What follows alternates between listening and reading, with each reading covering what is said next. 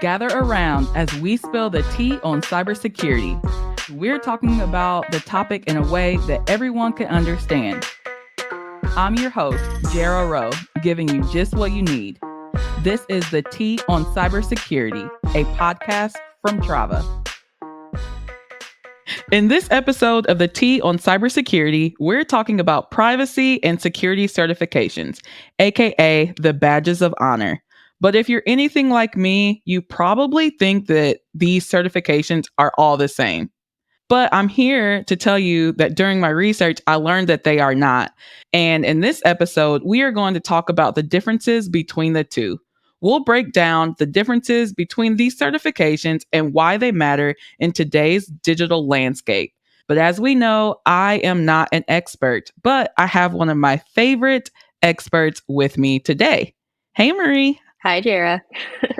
How's it going? Pretty good. How have you been? Pretty good. All right. So for our new listeners, can you just give a brief introduction of yourself? Yeah, of course. I'm Marie Joseph. I'm a security solutions engineer here at Trava. I help a lot with different compliance engagements that our customers need.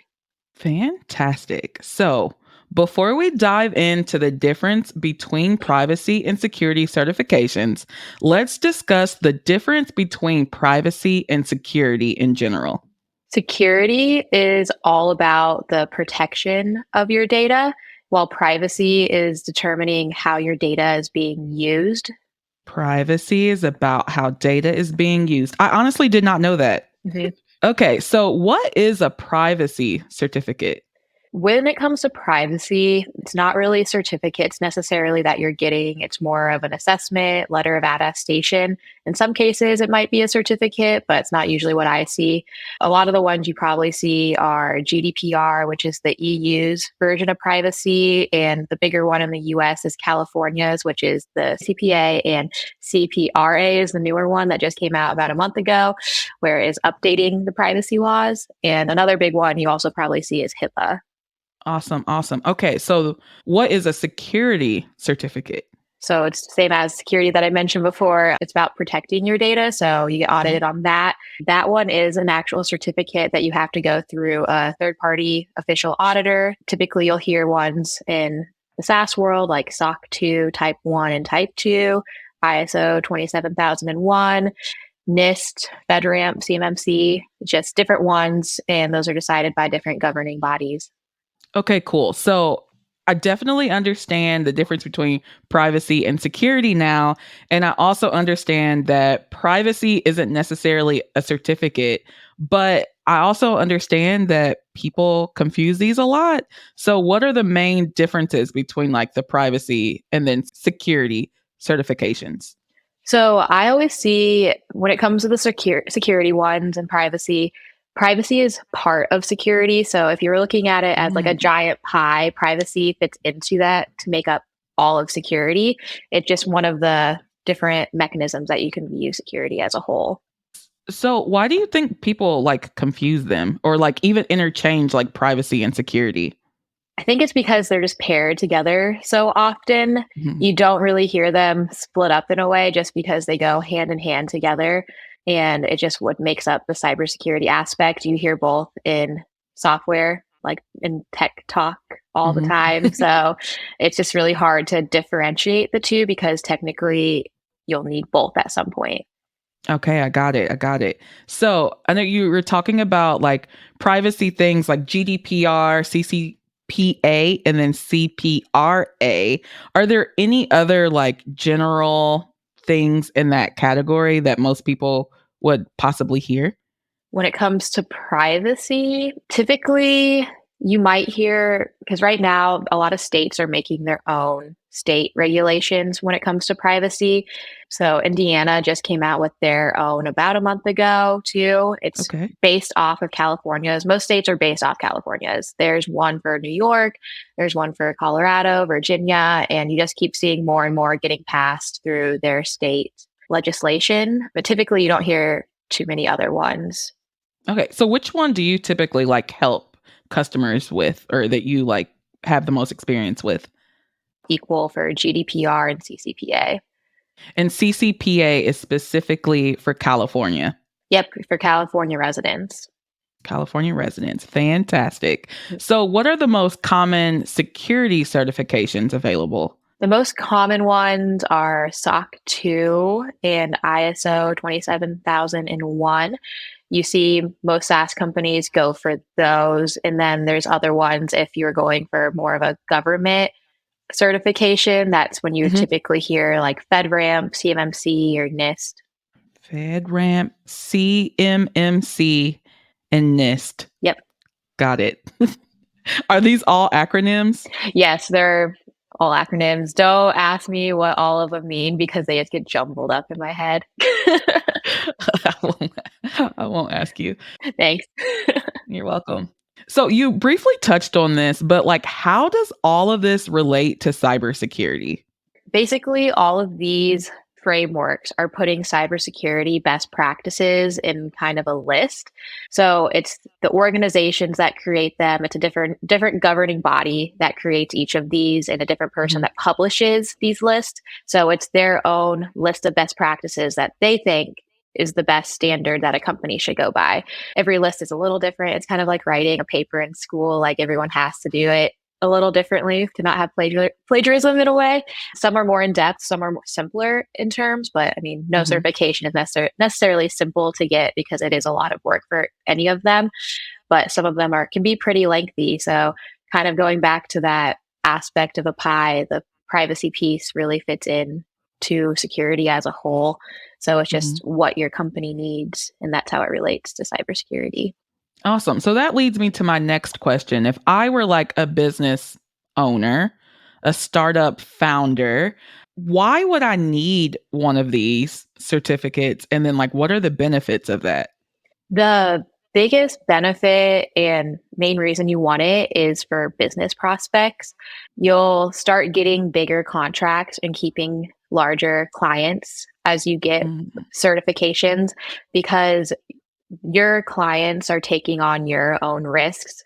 When it comes to any third party vendor, you take on anything that you acquire and use, you take on that weakest link. So, a lot of companies won't do business with you if you're not taking security and privacy seriously, specifically security. A lot of people don't want to take on that risk of because like it's all about the customer data, so they don't want to Right. risk losing it, or if you're going to be the weak link where you're both suspect to a breach, it's something they don't want to see. Definitely. So, if I want to sell more, it's probably best that I have one of these certificates to prove that we are keeping everything safe and secure. Oh yeah.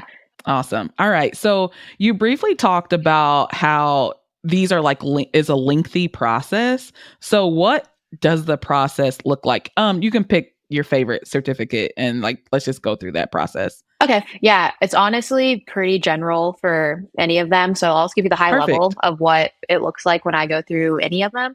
There's a time where you need to internally decide which one you want to focus on to begin with. So most people just focus on one at a time, maybe two, but it's usually just good to start with one and then work your way to the next. Then once that's decided, you typically move to a readiness phase.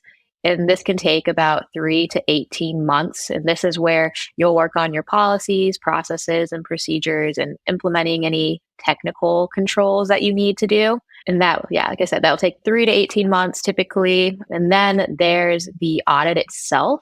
So if it is one of those security ones where you'll need a official auditor to certify you, there's about 3 weeks of field work that an auditor will go through where they check all your policies and that you're doing your processes and procedures. And from the after that field work, it will take them a few weeks to draft that report and then give you that legal certificate badge that people like to put on their websites. So that's the badge of success that you're mentioning. And then after that, there's usually you'll need to renew those certificates. So there's times that it'll be about a year that you will meet with the auditor again just to make sure you're doing everything you're saying you're doing. And it's just a check in point where you renew that. Awesome. Yeah, we definitely want our badge of honor on our website. Mhm. What are typical issues or roadblocks that people see when they like go through these processes of of obtaining these certifications? I would say typical roadblocks is your own bandwidth within your company. Bandwidth is usually the biggest one. I see a lot of people think it's going to be super easy and a breeze to get through it, and it can just be one of the hats someone wears within their company. But it's Hmm. really a full time or part time gig. It really becomes your job to make sure that you're setting the best standards for your company and then following them and continue to follow them. So people don't realize that that takes a lot of time itself. And then the funding of it, audits are not cheap. They're pretty expensive, literally like five figures. So Oh people my don't gosh. realize, they think it's just going to be something easy you can sign up for online and it be a breeze, but those auditors really make sure that you're doing everything. So it's a lengthy and expensive process with which most people don't really think about. Yeah, I had no idea that they were that expensive. So of course you want to make sure that everything is like in order and that you don't add on any extra costs. You were talking about how if I'm the SaaS founder and I want to work, someone wants to work with me, they take on my risks and everything as like a third party.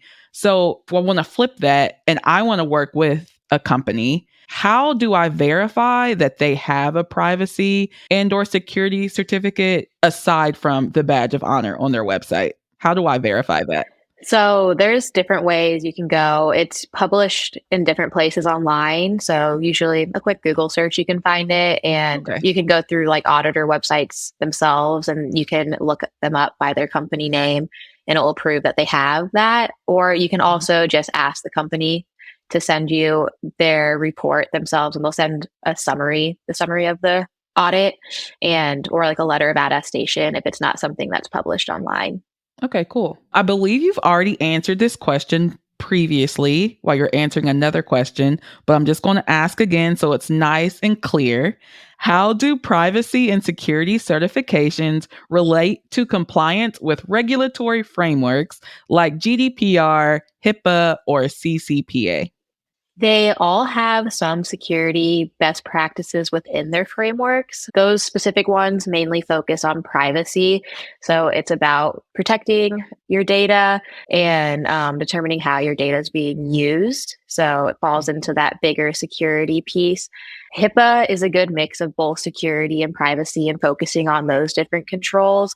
And HIPAA is also a lot more serious when it comes to how it's regulated. You'll hear that one a lot more often since it's the private health data. So that's its Mhm. own different realm, honestly. And then I would say GDPR and CCPA those are both very privacy focused, obviously, and they deal with how your data is being viewed and used and goes deeper into if you're like a processor of that data or a sub processor of that data, it will also change how you are regulated. Cool. So important. And yeah, HIPAA is definitely that framework I feel like most people have like knowledge of. Just Mhm. like in like your general lives. Like everyone has heard of HIPAA at some point. Oh, yeah. I feel like you go to the doctor's office and hear HIPAA probably every time. Yeah. And there's like HIPAA signs and stuff Oh, everywhere. yeah. All right. So, what advice would you give someone working to obtain privacy and security certificates? The best advice I could give is to be patient with the process of becoming compliant. It's not something that's just magically going to happen overnight and something that you could get literally the next day, no matter how skilled you are in the area.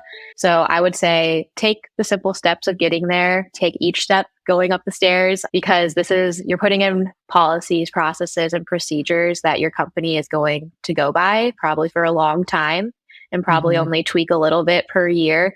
So they're very important, and you want to make sure it's something your company can actually do since it's going to be your everyday life. Yeah, for sure. Wow. Okay. So, before I let you go, I have some fun-esque questions for you. Are you ready? So ready?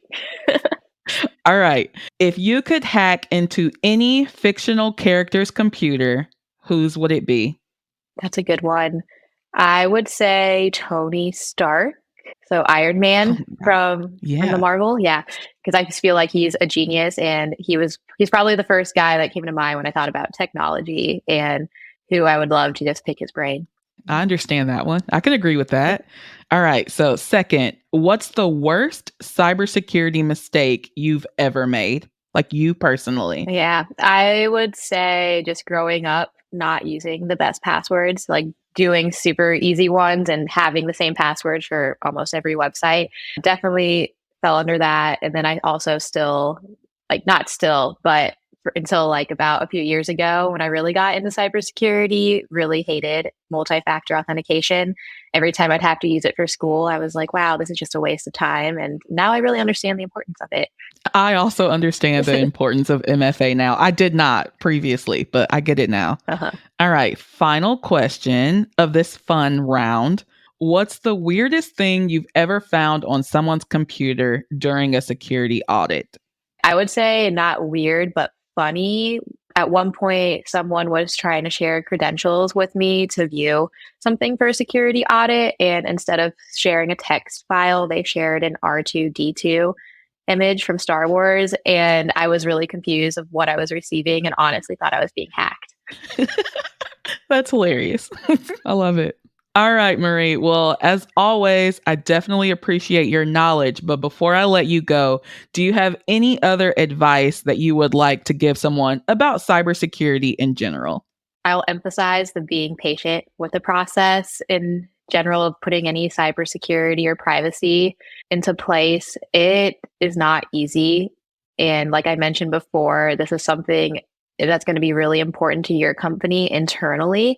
So it is something your employees the best. Are they going to be capable of doing this every day? Because you're going to be audited on it. Someone's going to be coming in and checking that you're going to be actually doing these things. And yeah, patience is key. Patience is key. Okay, listener, I hope you learned as much as I did. That wraps up the episode on privacy and security certificates.